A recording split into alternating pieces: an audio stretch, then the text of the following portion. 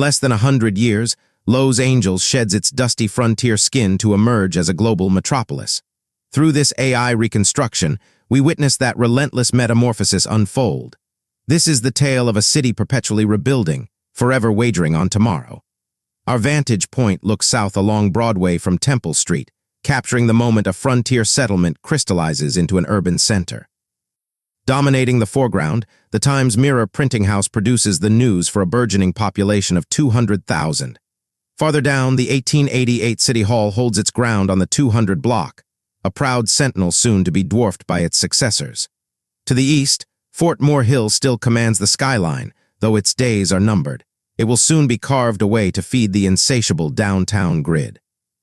At the junction of Main and Temple, the Redstone Courthouse and Post Office makes a profound statement. Crafted from crimson Arizona sandstone, this Romanesque revival monument consolidates federal courts and the central post office beneath a single elaborate roof. Its clock tower pierces the sky, a beacon visible throughout the expanding core. Palm trees flank the stately entrance, a symbolic grafting of federal presence onto the unmistakably Californian terrain. It will stand for 45 years, only to fall in 1936, making way for a newer judicial complex. Here, the Los Angeles Times establishes its home in a dignified brick structure crowned by a distinctive rounded turret. From this nerve center, publisher Harrison Gray Otis forges a media dynasty, his paper growing into Southern California's authoritative voice. The building's Romanesque arches and turrets lend a solemn gravity to the still unpaved streets, yet a tragic fate awaits. In 1910, a catastrophic bomb blast will tear through it, claiming 21 lives in a grim chapter of American labor strife. The Times will rise again from the same ashes 2 years later. Broadway thrums as the undeniable pulse of downtown. Looking south from 2nd Street, the city's explosive growth is palpable. Streetcar tracks vein the thoroughfare, linking neighborhoods that multiply overnight. In the distance, a new tower climbs, marking another ambitious addition. Sidewalks shaded by awnings welcome shoppers past bustling department stores, while a web of electric wires overhead powers a metropolis whose population has skyrocketed fourfold in a decade. Los Angeles is charging headlong into the modern age. On the southwest corner, the American National Bank building asserts itself with Victorian opulence. Dark brick, intricate stonework, and a dramatic corner turret proclaim the arrival of high finance. Adjacent, the 1889 YMCA displays its own gabled roof and turret, while the PT Oak block rounds out this remarkable streetscape. These structures materialize almost overnight, artifacts of the transformative 1880s land boom. Los Angeles is vigorously casting off its frontier origins, robing itself in the architectural elegance of a contemporary American city.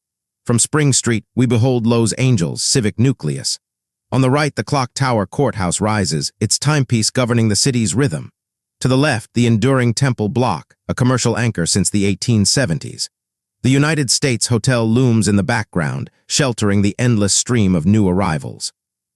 All the while, the distant mountains frame the scene, a silent testament to the natural basin now being rapidly filled with brick and ambition.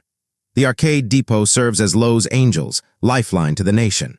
Since 1888, this Southern Pacific Railroad terminal has greeted countless dreamers stepping onto the platform, each week delivering thousands lured by California promise. At San Pedro, Los Angeles Harbor unfolds.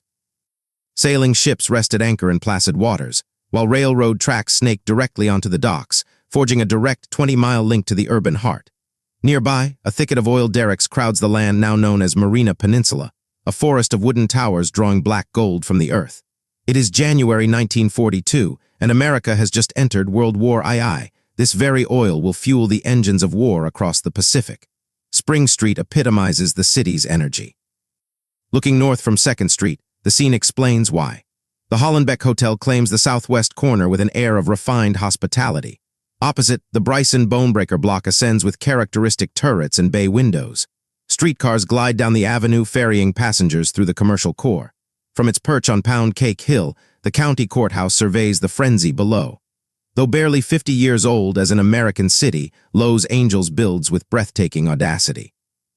On the slopes of Mount Lee, the HOLLYWODLAND sign appears, a colossal exercise in real estate promotion. Developer Harry Chandler plants these 50-foot-tall letters to hawk a new hillside subdivision. Each character is studded with light bulbs that flash in sequence after dark. By 1949, the final 4 letters will vanish, leaving only the legendary Hollywood behind. Los Angeles Municipal Airport sprawls across open fields. On this Army Day, military aircraft stand in precise rows on the tarmac. At the facility's heart, an Art Deco terminal building serves a city staking its future on flight. Opened in 1930, it already accommodates both civilian and military traffic. Soon, it will be known as Mines Field and later transform into Los Angeles International Airport. The simple runways of today will multiply into one of the planet's busiest aerial crossroads.